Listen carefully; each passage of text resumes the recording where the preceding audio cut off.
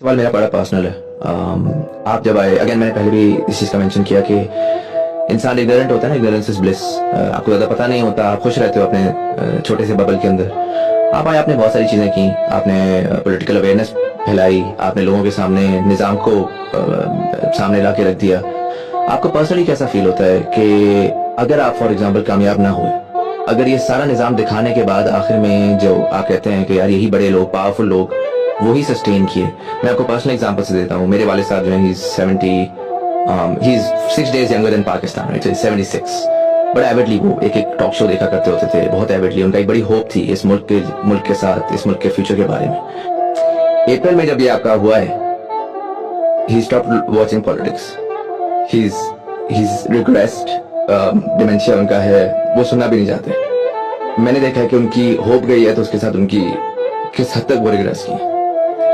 अगर आप कामयाब नहीं हुए, अगर आप जो है वो नहीं सेव कर सके, तो जो वो तमाम लोग हैं जिन्होंने उम्मीदें लगाई थी, जिन्होंने ये मेहनत की थी, ये होप किया था कि यार इस मुल्क के अंदर हम कुछ निकाल सकते हैं, उनका क्या होगा? How do you feel about that? याद रखें कि कौम तबाह कभी भी अच्छे बुरे वक्त से नहीं होती।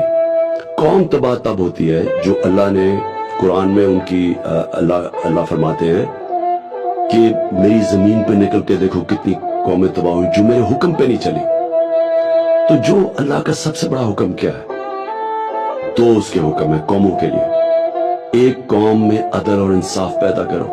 हजरत अली का कौल है, कुफर का निजाम चल जाएगा लेकिन ना इंसाफी का निजाम नहीं चल सकता। ये देखिए, मेरी ट्रेनिंग सारी है कि जब मैं मैच खेलने जाता था तो मैं हमेशा समझता था कि मैं जीतूंगा।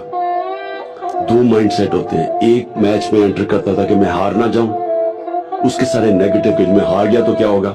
मैं कभी ऐसे नहीं सोचता, मैं सोचता था कि अगर जीत गया तो मैं क्या होगा। तो उसका माइंड सेट मुख्तलिफ होता है, वो पॉजिटिव होता है, वो सारा वक्त अपॉर्चुनिटीज देख रहा होता है जीतने की। जो ये आप बात करते हैं ना कि हम अगर हार गए तो क्या होगा, तो वो तो कुछ भी हो जाएगा।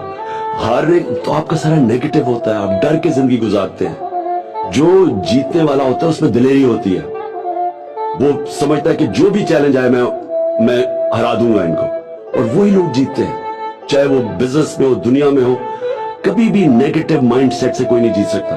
तो मेरा तो कभी मेरे में शक ही नहीं हुआ कि ये एक दिन पाकिस्तान एक अजीम कौम बनेगी, और इंशाल्लाह हम स्ट्रगल करके बनाएंगे इसको।